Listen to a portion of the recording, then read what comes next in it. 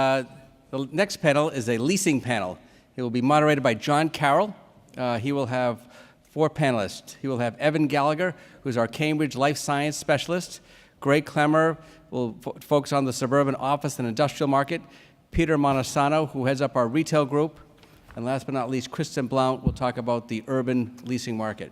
John, take it away. Thank you, Jim. Let's start with an easy question.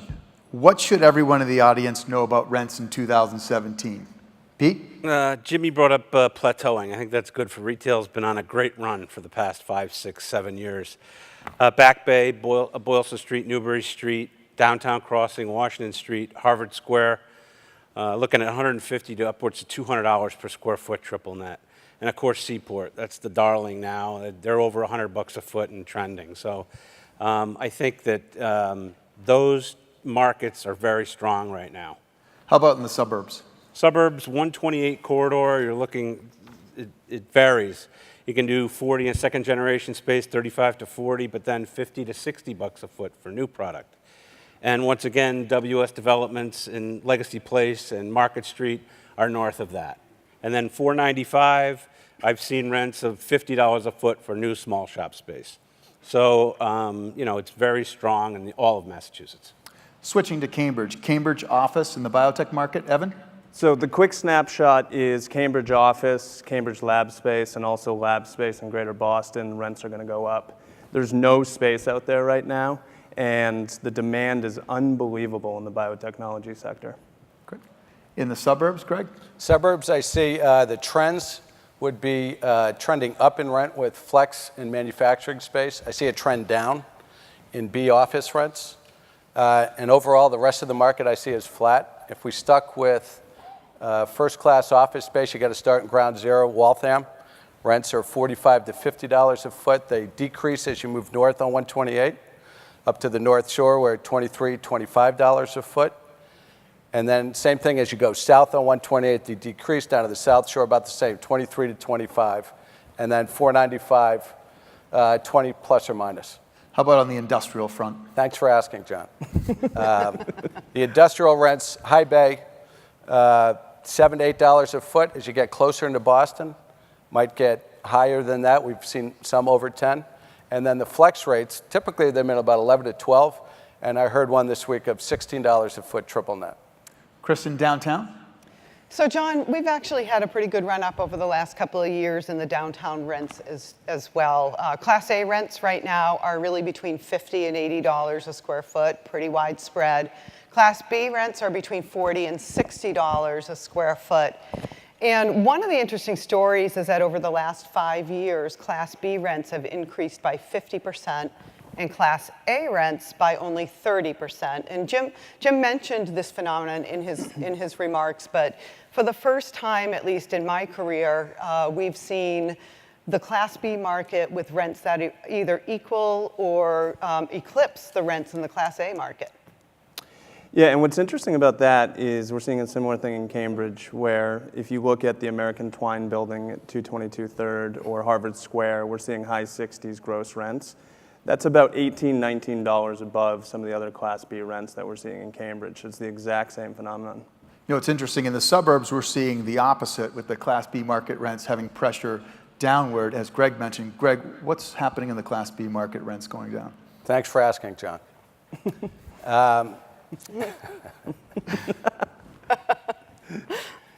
Everything that you hear is tenants want amenities. Most tenants want amenities. And B-class space, by definition, lacks amenities or has no amenities. So the tenants that we find that are looking at the B space tend to be the ones looking for just value. Value's their thing. They want a low price. There's a lot of competition. And in this market, they're able to drive the pricing down.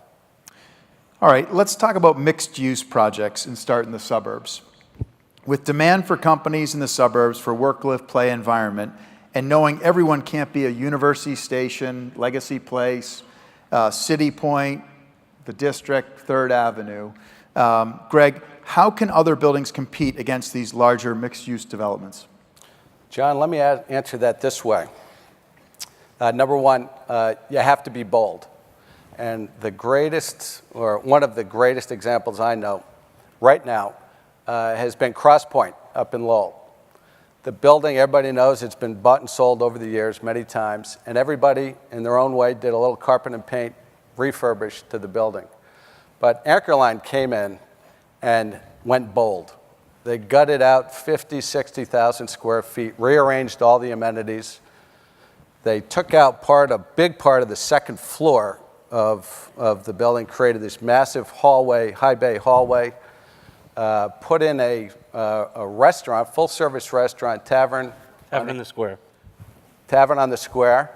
And it's been met with fantastic success. They just signed Kronos for 500,000 feet. Now, their success came at the expense of Chelmsford, town of Chelmsford, and really one small submarket, not that small.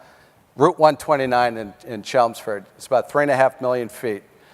With Kronos leaving, it brings the vacancy up to 1 million square feet on this one street, 0 amenities.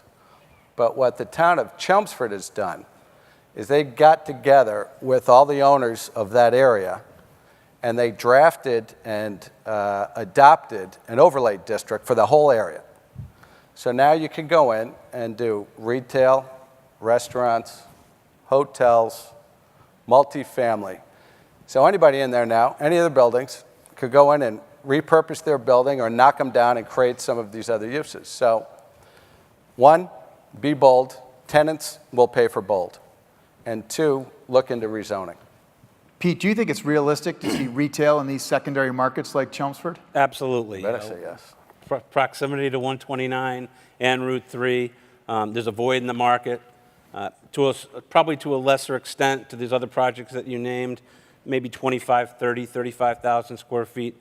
Service kind of uses, 3 services, breakfast, lunch, and dinner to start, whether it's a pavement coffee, a Starbucks, or a Dunkin' Donuts, and then having a Panera transition from breakfast to lunch, a Five Guys, a Chipotle, and then again into the evening for more of a gathering space, whether that's a tavern in the square or not your average Joe's, something similar to that.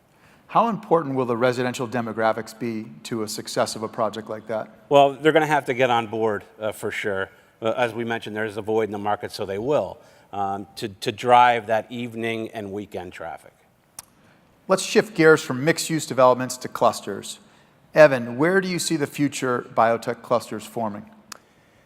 There are 3 forming right now. The Seaport District with what Related Beal's doing, New Balance in Brighton, and the Longwood Fenway area. I think those are the areas right now where I see, clusters forming, and I think the 2 things that our clients think about are 1, being close to intellectual capital, and 2, being close to amenities. Do you think we'll see more biomanufacturing in the suburbs in 2017? It's a really good question. I think the answer is yes. I think there's a new breed of biotech companies out there, which is really exciting and really interesting to me. It's companies that are more of a platform based rather than a one-trick pony. And those companies have really deep pipelines. We did the Wave Life Science deal in Lexington, Massachusetts. It was 91,000 square feet of manufacturing. And they have dozens and dozens of therapeutic targets they're going after rather than just one. If it doesn't work out, then they're out of business. What should landlords know that want to position their buildings for manufacturing? What I would say is understand the city and town you're dealing with. What is their experience with biomanufacturing? What is their understanding of having a lot of hazardous materials on site? What are the neighborhoods going to feel about that? And then second, what type of tax incentives is that city or town going to offer said company coming out of Cambridge that the company or city and town next door would not? And finally, how important will amenities be to these different clusters? For biomanufacturing, I don't think it's important. They're really thinking about functionality, and they're also thinking about how do we get the drug product out the door. As it pertains to the research clusters we talked about earlier, it's absolutely imperative. If this company cannot find space in Cambridge and they're forced to leave and sacrifice, you have to give them something that's going to excite their employees. In downtown, the clusters already exist. Kristen, do you see any new clusters forming in 2017? In 2017, no. But in 2019 or 2020, yes. Right now, one of the issues that we're faced with in the urban markets is a significant lack of affordable office space in the urban core. So we are actually starting to see mini clusters forming in such areas as Alston-Brighton, and we heard Kevin say earlier, Melnia Cass Boulevard along Dorchester Avenue near the Andrew T station. And one of the projects that we'll watch, which we think will be a great cluster in the next few years, is the Globe site in Dorchester. Bringing it back downtown, how can buildings differentiate themselves in 2017, given the majority of the amenities are on the street level and available to everybody? Okay, so first, John, I actually just want to back up a second and talk about why the B class is growing at a rate that's much faster than the A class. And that's really because the main drivers of this economy are the companies that we call the TAMI industries. That's technology, advertising, media, and information. And they are much more interested in the internal experience and the amenities that are inside the house than actually looking out the window or the image that's associated with some of this high-rise space. So backing up, again, what do landlords do then to position their buildings? You can't hear me? No, I said part of the gear thing, the whole shift. Yes, shift, you're right. Putting it in reverse again. One of the things that we think is the buildings that are able to offer unique attributes or amenities that are appealing to all types of users or occupants are the ones that are going to be the most successful. So let me give a couple of examples.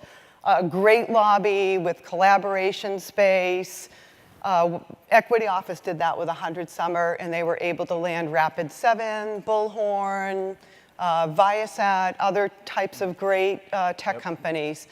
Really great outdoor space and a conference facility that's state-of-the-art. UBS did that at 53 State Street, and it was instrumental to landing the Globe. Something like unutilized space, basement space, activating that. Synergy did that with 294 Washington Street, and that building's almost all leased. And then Oxford creatively took 125 Summer Street and oriented it actually toward South Station, our major transportation hub, accentuating how close it is to transportation. That was brilliant, and it's had a lot of buzz in the marketplace. But we think actually that there are some sort of outside the box types of things that we're going to see in the coming years or this year that will differentiate some buildings even more. Things like using technology to increase the comfort of the occupants, or coming up with new and different game rooms and other types of things. And we see this in progress right now with a few projects. To name a couple, Related Beal is doing that in Congress Square, and we'll hear Kim Sherman tell us more about that. But they've taken a bunch of low-rise buildings, put them all together, and then put a really cool glass box on the top. How interesting is that? And they landed a great tenant. Boston Properties is doing that at 100 Federal Street right now. They are putting a big glass box in the plaza, an underutilized plaza, and bringing the outside in and the inside out. Great. That's some idea. Hopefully Thank you. that helps. Let's move back to Pete. With the recent headlines on Sears, Macy's, and Kmart, what is the future for these large box opportunities in further traditional malls?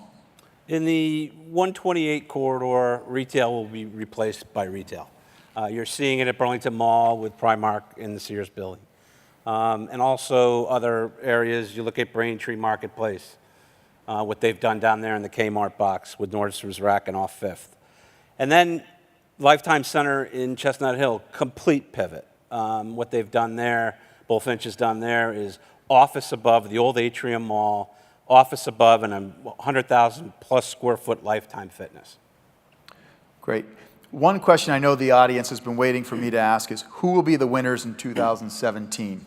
Kristen, let's start with you.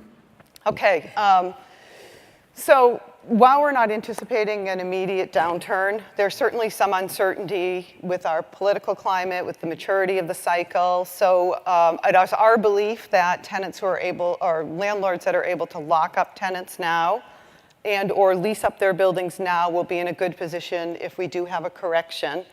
But there are a couple of pain points in the urban markets that hopefully the audience has been able to pick up on throughout the course of this presentation. And one is actually the transportation and the congestion. And the other one is the exorbitant cost of construction right now, and in the tenant markets in particular, the cost to do tenant improvements and to relocate tenants. So we think that some of the unexpected winners in 2017 are some of the people or entities that are able to address some of those pain points. Evan? So I think we're going to see further saturation in East Cambridge with big pharma. And I think the companies who are there, who have established posts, are going to end up expanding, and I think new big pharmas will come in. I think that's going to force a tidal wave of biotechs out into the urban core and even out to 128. The winners of 2017 are the developer or property owner who can accommodate 50,000 square feet and less biotech requirements. Great. Pete? Deal makers. In the retail business, time kills all deals. You have to move your letter of intent process along. You got to get leases done. You got to understand a tenant's needs as it relates to build out, and you got to open the store. Greg, bring us home. All right, and I'd like to be the first to say that you made your fellow Penn grads proud today. So right now, what's going on in Cherry Hill Park in Danvers, borders Danvers and Peabody, Danvers and Beverly, is Connolly Brothers, actually the picture was up here earlier, is finishing an 80,000 square foot specialty manufacturing headquarters building for high-res systems. They've started across the street a 100,000 square foot specialty manufacturing building for Corona. Around the corner, Abiomed is putting $25 million into a medical device. They've already been there. They expanded by 80,000 feet, doubled their size, specialty manufacturing building. Also, earlier you saw Bruce Welty with Locus Robotics. We helped them move for their headquarters specialty manufacturing building. 45,000 feet. And at the same time we were searching, there was two other companies that were looking, and it was very hard to find what these guys wanted. So the winner, in my view, is the group that can get into the ground or a building that they could renovate, 100,000 feet, at least 18-foot clear, cool-looking manufacturing building. They're the winner. Anywhere in the suburbs? Anywhere in the suburbs, as long as it's in my territory. Thank you. So my takeaways from this panel are: be bold, build flex in the suburbs, Class A towers that can help offset increased construction costs and create an ecosystem that caters to both traditional and tech companies will be the winners in Boston. The most activity and greatest increases in rents will be in the biotech space under 50,000 square feet. And the opportunities for retail development will be in the secondary markets in amenity-lacking office clusters. Pete, Greg, Evan, Kristen, thank you very much.